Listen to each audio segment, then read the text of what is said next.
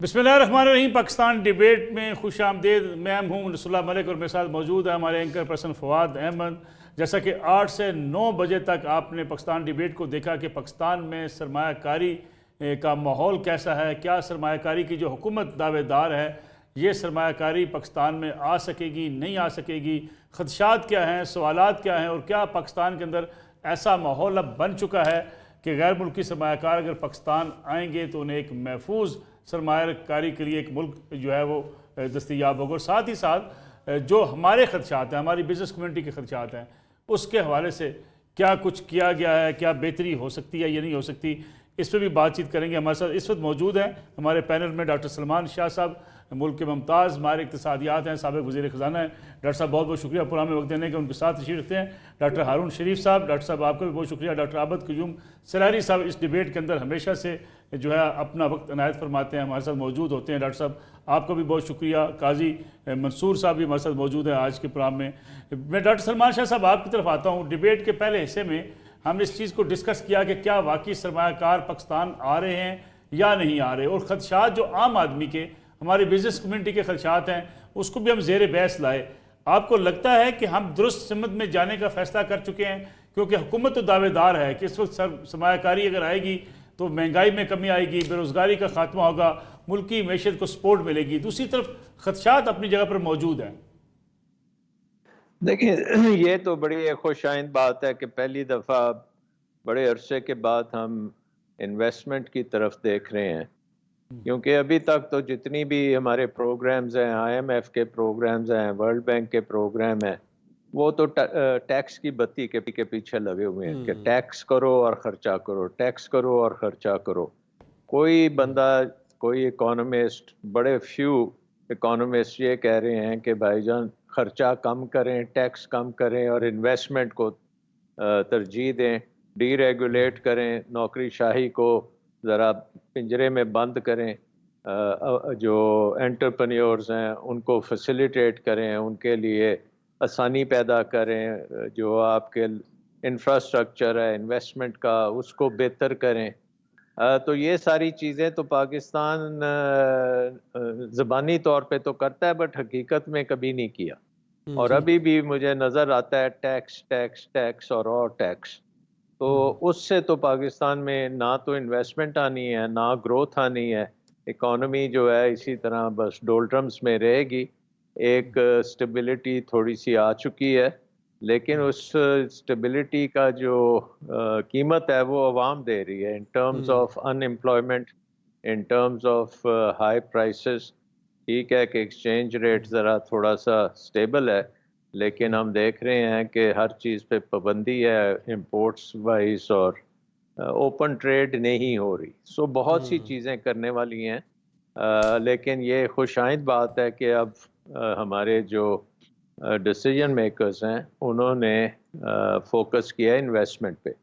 اب انویسٹمنٹ کے لیے آپ کو فضا کو اچھی بنانا بہت ضروری ہے۔ صرف یہ بزنس ٹو بزنس یا گورنمنٹ ٹو گورنمنٹ جو ہم کام کرتے ہیں وہ کامیاب نہیں ہوتے، اور اس سے ہمیں یہ بھی پتہ لگا کہ گورنمنٹ نے بہت سے IPPs معاہدے کیے، کہنے کے تو وہ انویسٹمنٹ تھی، لیکن وہ وبال جان بنی ہوئی ہے پاکستان کے لیے۔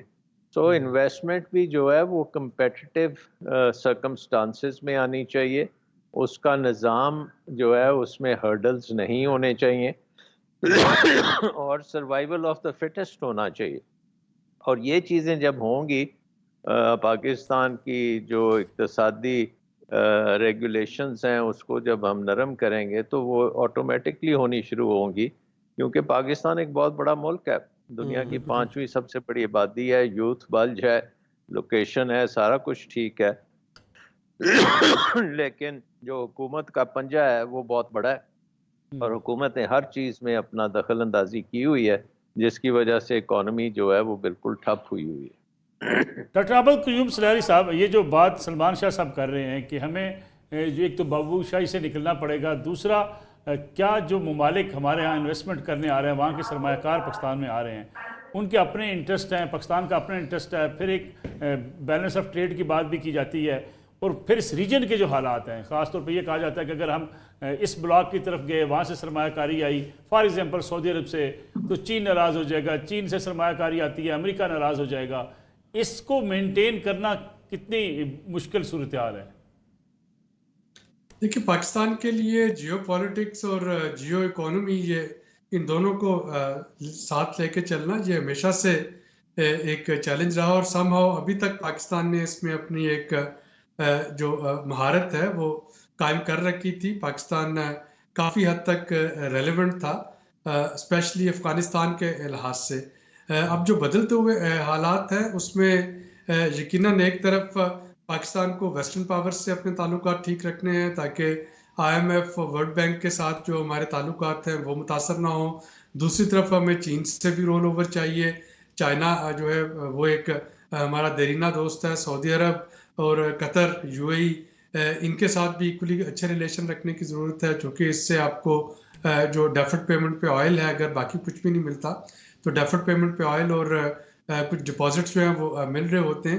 لیکن بدقسمتی سے جس طرح سے پولرائزیشن ہو رہی ہے دنیا میں، شاید بہت عرصے تک ہمارے کو خوش رکھنا جو ہے وہ ہمارے لیے ممکن نہیں ہوگا، اور یہ ایک چیلنج بنے گا. آلدو کہ ہماری جو foreign policy non aligned policy ہے، ہم اپنے دوستوں کے ساتھ، سب کے ساتھ انڈیپینڈنٹ تعلقات رکھتے ہیں، ارسپیکٹو کہ ان کے آپس میں کیا تعلقات ہوں گے.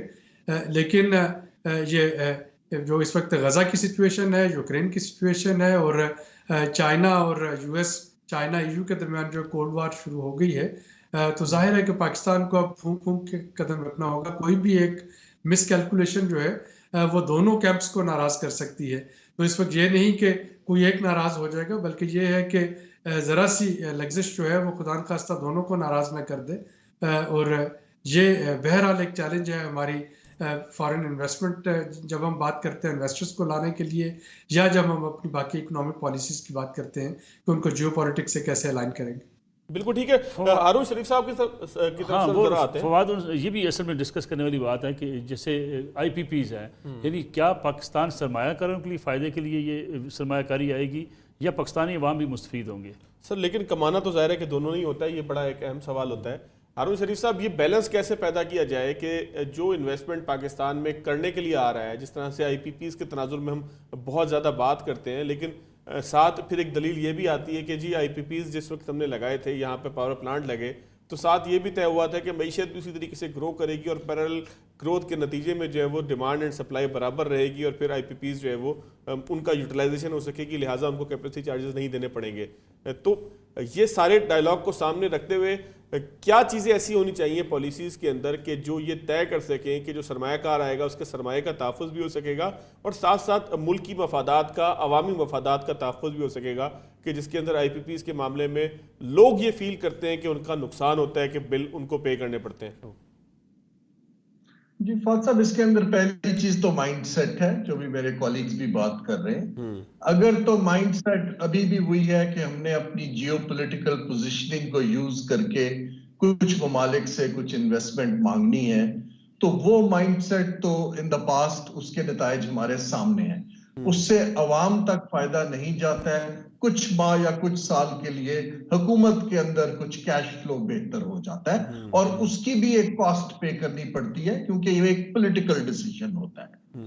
اگر آپ کا مائنڈ سیٹ یہ ہے کہ پاکستان کو ایز اے مارکیٹ پریزنٹ کرنا ہے 250 ملین لوگوں کی، ہمارا کمپیریٹیو ایڈوانٹیج کیا ہے، ہم باقی ممالک سے بہتر کیا آفر کر سکتے ہیں، اور پرائیویٹ سیکٹر کو سامنے لانا ہے، تو میرے حساب سے جو آپ کا سوال ہے وہ پھر جیو پالیٹکس کا رول رہتا ہے لیکن کم ہو جاتا ہے. وہ ایک ونڈو کھولتی ہے، لیکن پرائیویٹ کیپٹل جو ہے وہ پارٹنرز ڈھونڈ کے آگے مارکیٹ بیسڈ کام کرتا ہے، نہ کہ سرکار یہ کام کرتی ہے. مسئلہ آتا ہے جب گورنمنٹ سب کام خود کرنا چاہتی ہے. آئی پی پیز کا جب گورنمنٹ نے شروع کیا تو یہ ساری پالیسی اور تھنکنگ یہ ایک سٹیٹ کی تھی کہ آپ نے مارکیٹ میں انٹروین کر کے گارنٹی آفر کر دی.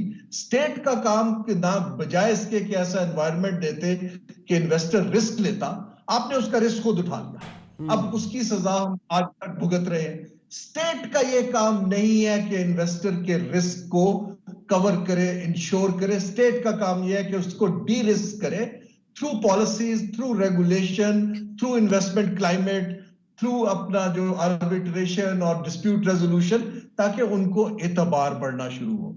एमओयू है वो हमारे पॉलिटिशियन की रिक्वायरमेंट है कि हमने एक फोटो ऑप के लिए एमओयू करना है, चले आप एमओयू भी कर ले। असल चीज ट्रांजैक्शन को स्ट्रक्चर करने की कैपेबिलिटी है कि आपने डील क्या ऑफर करनी है। वो डील ऑफर करना ब्यूरोक्रेसी का काम नहीं है, वो काम मार्केट के प्रोफेशनल्स का है, और उनको पता है रिस्क क्या है, कारोबार कैसे किया जाता है, और इससे हमारा जियोपॉलिटिकल रिस्क भी नीचे जाएगा, बजाय इसके कि हम जियोपॉलिटिकल गेन के लिए एक मुल्क से पैसा खींचे। हमें मल्टीपल स्टेक्स के लिए एक ही इंसेंटिव्स रखने चाहिए और वो उसके अंदर फिर आए और आगे चले। लेकिन हारून साहब असल में इसमें एक प्रॉब्लम आता है, कता कलामी की माजरत, मसला ये है कि ये बात किताबी तौर पर तो शायद ठीक हो कि पाकिस्तान में प्राइवेट सेक्टर को जो है वो इनकरेज किया जाए कि वो इन्वेस्टमेंट लेकर आए, और गवर्नमेंट जिस तरीके से जो है वो इन्वेस्टमेंट की जो है वो अम्मा बनकर बैठ जाती है और वहाँ पर सारे फैसले डिसाइड करना शुरू हो जाती है, तो वो ना करे बल्कि आज़ाद करे, पॉलिसीज़ को स्ट्रिक्ट करे। लेकिन पाकिस्तान में हम ये देखते हैं कि प्राइवेट सेक्टर इतना फ़ाल नहीं है कि वो सारा काम कर सके, मजबूरन जो है हुकूमत को इंटरवीन करना पड़ता है जब कुछ आ नहीं रहा होता। तो ये अगर थ्योरी कहीं से आए तो ये दुरुस्त है? जी मैं आपको अर्ज करता हूं, देखिए प्राइवेट सेक्टर बिल्कुल मेरी समझ में है कि बहुत सालों से एक स्टेट पेट्रनेज पे ग्रो किया है, उसकी अपनी कंपेटिटिवनेस के सवालात हैं, लेकिन मैं एट द सेम टाइम कुछ सवाल टेबल पे रखता हूं। हमारी जो एक्सपोर्ट है उसका 13 से 14% सियालकोट है। सियालकोट जो है वो कंपेटिटिवनेस के ऊपर काम कर रहा है, देखे ना जी। तो इसी मुल्क के अंदर कंपेटिटिव प्राइवेट सेक्टर भी है। मैंने तकरीबन अभी पिछले कुछ एक साल में जो 20 बड़े बिजनेस ग्रुप्स हैं उनसे बात की है। वो कहते हैं कि जी सीधी सी बात है कि अगर कॉस्ट ऑफ डूइंग बिजनेस इस तरह रहेगी तो यहाँ पे तो हम एक्सपैंड नहीं करेंगे। दूसरा वो कहते हैं कि जो हमारा काम है, जब सरकार खुद कर रही है, चाहे कंस्ट्रक्शन हो, चाहे सड़कें बनाना हो, चाहे इंफ्रास्ट्रक्चर हो, चाहे हमने अपना ट्रेड लॉजिस्टिक्स की कंपनियां हो, जब सारा रियल एस्टेट हो, जब सरकार कर रही है तो, और सारा 70% कर्ज भी सरकार ले रही है, तो उनके लिए स्पेस तो हम खुद श्रिंक कर रहे हैं। वो हमें क्या कहते हैं, वो मेरे जैसे प्रोफेशनल से कहते हैं, मैं नाम नहीं लेता, इस वक्त एक बहुत बड़ी कंपनी हमारे इसी अरब ममालिक की, सुबह 7 बजे मैं सो रहा था, उन्होंने मुझे कॉल किया। यदि बात यह है कि हम एक बड़ा इतने का प्रोजेक्ट कर रहे हैं, आज उस चीज को 8 माह हो गए हैं SIFC के बावजूद, लेकिन हमें वो ब्यूरोक्रेसी जो है वो ग्रीन सिग्नल नहीं दे पा रही है। देखिए ये एक माइंडसेट है, मैंने इंडिया में देखा है, बांग्लादेश में देखा है, दूसरे ममालिक में देखा है, ब्यूरोक्रेसी वहां भी, करप्शन भी है, इनकेपेबिलिटी भी है, लेकिन वो प्राइवेट सेक्टर को फैसिलिटेट करते हैं। जब आप प्राइवेट सेक्टर को एक माइंडसेट डिस्करेज कर रहे हैं कि जी हमने इनको काम ही नहीं करने देना, देन इसके लिए आपको कुछ लोग लाने पड़ते हैं, इदारों के ऊपर बिठाने पड़ते हैं, और विजिबली गवर्नमेंट को पीछे खड़ा होना पड़ता है। ऐसे लोग जो न्यूट्रल हो, जिन पे मार्केट एतबार करती हो, जिन्होंने दुनिया देखी हो। ये काम ना तो वजीर आजम साहब का है माजरत के साथ इन्वेस्टमेंट को लाना, ये 24/7 काम है, ये काम ना फाइनेंस का। आपको एक चाहिए टीम प्रोफेशनल्स की, जिसमें बैंकर्स हो, इंजीनियर्स हो, लॉयर्स हो, जो 24/7 इस पे काम करके एक क्लाइमेट बनाएं। ये बातों से या फोटो ऑप से काम अनफॉर्चुनेटली नहीं चल पाता। गाजी साहब, SIFC के होते हुए भी अगर ये बात की जाए कि जी ब्यूरोक्रेसी करने 8 माह से इन्वेस्टमेंट पड़ी हुई हो, 8 माह से पड़ी हो, ब्यूरोक्रेसी फाइलें रोक दे, ब्यूरोक्रेसी खौफ की फजा पैदा करे, और फिर बाहर की कंपनियों को एक्सपर्ट से रब्ता करना पड़े कि हम पाकिस्तान में सरमायाकारी तो करना चाहते हैं, लेकिन रास्ते की रुकावटें ये हैं। इतना बड़ा प्लेटफार्म, इतना पावरफुल प्लेटफार्म, उसके होते भी ये मसाइल रहेंगे। मलिक साहब, अभी बड़ी इंटरेस्टिंग एक बात हो रही है कि इन्वेस्टमेंट जो करने आएगा एक, और दूसरी होती थी cost of doing business. Pakistan एक वाहिद मुल्क है जिसमें फाइलर एक कैटेगरी है और एक नॉन फाइलर कैटेगरी है। मलिक साहब, ये पूरी दुनिया में कहीं नहीं होता कि नॉन फाइलर कैटेगरी हो। पाकिस्तान वाहिद मुल्क है जहां पर डायरेक्ट टैक्सेस भी हैं और उसके इक्विवेलेंट या उससे कुछ कम इनडायरेक्ट टैक्सेस भी हैं। ये पाकिस्तान के अंदर ही हो सकता है। फ्लाइट कैपिटल हमारा जा रहा है, हम सबको पता है कैसे जा रहा है। हुंडी आज भी चल रही है, अफगान बॉर्डर से आज भी जा रहे हैं, डॉलर्स हमारे जा रहे हैं, और आज जब हम प्रोग्राम कर रहे हैं सोलर पैनल्स भी जा रहे हैं, اور اس میں کوئی اس کو چیک کرنے کے لیے کہنے کے لیے بہت ساری چیزیں ہیں. آپ نے SIFC کی بات کی اور بالکل ٹھیک ہے, انویسٹمنٹ آئی, MOU حکومت کرتی ہے دکھانے کے لیے.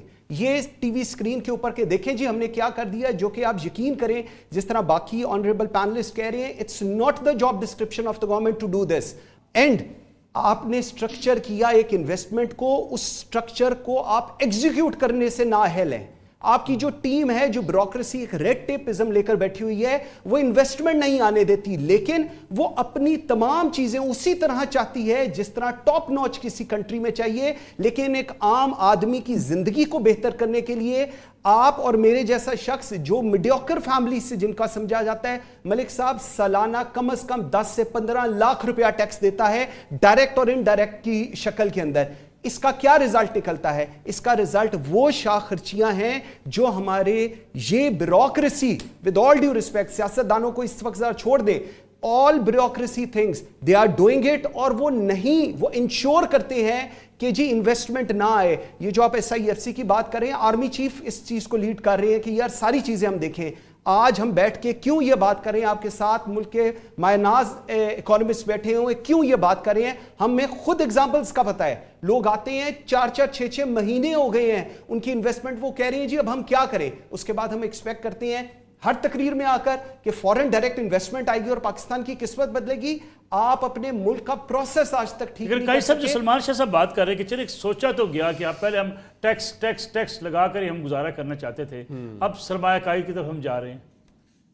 ملک صاحب ٹیکس آپ لگائیں, آپ 30 کی بجائے 40% لگائے, ویسٹ کے اندر اس سے بھی زیادہ لگتا ہے, لیکن اس کے بعد آپ کی کوالٹی آف لائف بہتر ہونی چاہیے.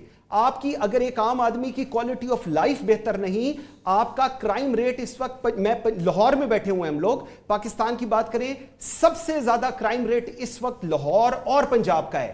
اس کی جسٹیفیکیشن آپ جو مرضی دیں, روزانہ ڈکیتیاں, چیک جو باؤنس ہو رہے ہیں, جو 420 کے پرچے ہو رہے ہیں, یہ قتل اور اس کے علاوہ ہیں ساری چیزیں.